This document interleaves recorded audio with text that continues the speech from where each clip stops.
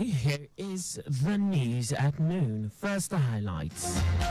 Lagos State government restates commitment to ensure flood-free metropolis. NNPCL shifts delivery date of $700 million gas pipeline to August. On the foreign scene, 16 people die in South Korea factory fire. And in sports, Nigeria's Essie Brume clinches fourth African title in women's long jump. And now the details. I am Akan Usen.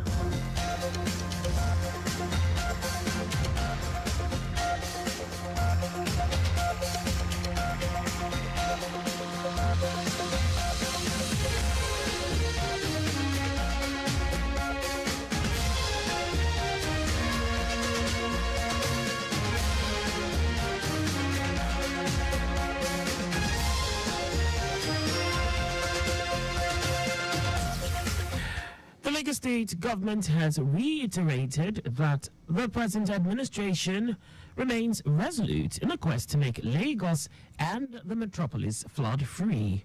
Commissioner for the Environment and Water Resources, Tokunbo Wahab, stated this after an extensive inspection tour to various contravention sites, stressing that the government will continue to enforce the law while reclaiming drainage setbacks. Wahab said the inspection team led by him was out for the normal routine to ascertain the state of some drainage channels with the hindsight that most flooding issues are majorly caused by negative human activity. The commissioner, who was accompanied by the Permanent Secretary, Office of Environmental Services, Omobolaji Gaji, and the Permanent Secretary, Office of Drainage Services, Mahamoud Adegbite, visited Aladilola Street in Ikoseketu, where some criminally minded individuals had cut the supporting iron under the culvert, which caused the collapse of the channel. Wahab added that the State Public Works Office will cordon the road off and repairs will commence immediately. To effectively cultivate their leadership skills and insights, fellows of the Lateef Jakonde Leadership Academy, LJLA, have completed the third edition of their quarterly high-impact leadership seminar series in collaboration with the African Leadership Initiative West Africa, ALIWA, a premier leadership institution affiliated with the Aspen Institute in the USA. The seminar, themed Leading in an Era of Globalization, aims to provide fellows with practical knowledge and discussions focused on a paradigm shift, transforming them into lifelong learners who consistently adapt to new technologies, trends, and market dynamics to remain relevant and effective in building a progressive society. Executive Secretary of the Academy, Aisat Agbaje Okwade, highlighted the seminar's role as a catalyst for both personal and professional growth. Agbaje Okwade stated that it would equip fellows with the skills and mindset necessary to drive positive change in their society. One of the facilitators of the seminar series, Habiba Balogun, underscored the seminar's emphasis on fostering leadership who can spark a positive change while highlighting the importance of collaboration for effective growth.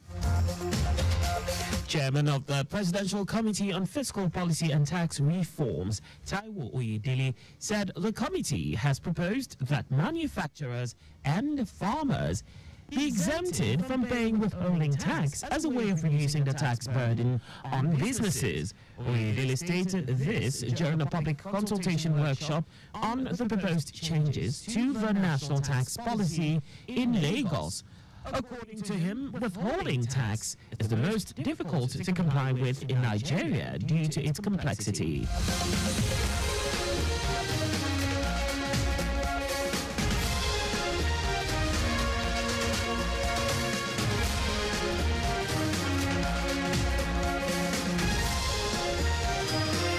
And now to the rest of the stories. The Nigerian National Petroleum Company Limited, NNPCL, has shifted the delivery date for the $700 million Obiafo Obrekom Oben Gas Pipeline Project, OB3, from March 2024 to August 2024. Minister of State for Petroleum Resources, Gas, Ekperipe Ekpo, while speaking on the significance of the project during an inspection tour of the OB3 pipeline River Niger crossing operation at Abo, Delta State, said the project will now be completed and inaugurated latest by August. The shift in delivery date by the NNPCL was in contrast to what Ekpo said on February 28, 2024, at the 7th Nigeria International Energy Summit in Abuja, that the project will be completed in March this year. The project was flagged off in 2016.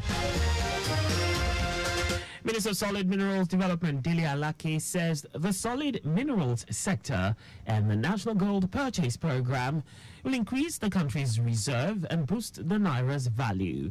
Alake stated this when he presented the latest gold bar sourced from artisanal and small gold miners and refined by an agency in the ministry to President Bola Tinubu. He said the refined gold was refined to meet the London Bullion Market Association Good Delivery Standard and will be sold to the Central Bank of Nigeria, CBN, to bolster foreign reserves. The minister said the production marked the first commercial transaction under the National Gold Purchase Program, NGPP, the centralized offtake scheme supported by a decentralized aggregation and production network of artisanal and small-scale miners and cooperatives. Now to foreign news. A massive factory fire that began after several lithium batteries exploded has killed at least 16 people in South Korea. The blaze broke out this morning at the Arisel plant in Hwaseong City, about 45 kilometers south of the capital, Seoul. Local television footage showed small explosions going off as firefighters sought to put out the fire, while a part of the roof collapsed. South Korea is a leading producer of lithium batteries, which are used in many items from electric vehicles to laptops. About 100 workers were on the premises at the time. And away from all that, now sports. Tokyo 2020 Olympics bronze medalist Ese Brume has reclaimed the Africa women's long jump title as well as her fourth after topping the chart at the ongoing 2024 Africa Senior Athletics Championship in Cameroon on Sunday. Brume came from second place and landed a massive 6.73 meters in her last attempt to nick the title ahead of Burkina Faso's Mafe Koala, who was leading with 6.72 meters after 5 attempts. The 28-year-old had won the title in 2014 in Marrakesh, 2016 in Durban, and on home soil, Asaba, in 2018. Though her win was shy of the 6.86 meters 2024 Olympics qualification standard, Brume still has a ticket to Paris by rankings. And that's all for the news at noon. Just before we go, ensure the registration mark on your vehicle is clear and visible at all times. You can follow us on like all our various social media platforms on X, Traffic Radio 961, Facebook, Lagos Traffic Radio 96.1 FM, Instagram, Lagos Traffic Radio 961. On YouTube, subscribe and watch us live on our channel, Traffic Radio 961. You can also visit our website on www.trafficradio961.ng. Did you know that the Sanwo-Olu administration supported 152 businesses and persons in the tech ecosystem under the Lagos Innovate program? You can get more details on the Lagos State Government's website. To end the news, here are the highlights of the major stories. The Lagos State Government has reiterated that the present administration remains resolute in its quest to make Lagos and the metropolis flood-free. The Nigerian National Petroleum Company Limited, NNPCL, has shifted the delivery date for the $700 million Obiafo Obricom Oben gas pipeline project, OB3, from March 2024 to August.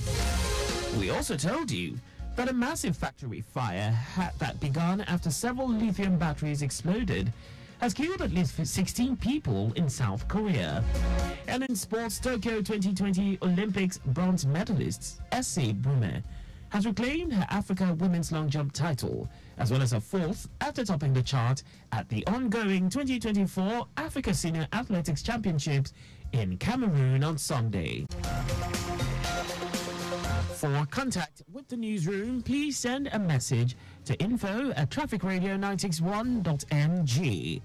And that ends the news broadcast compiled by Adirayo Idomu Olaya. I am Akan Usen. Thanks for listening and please stay safe. Good afternoon.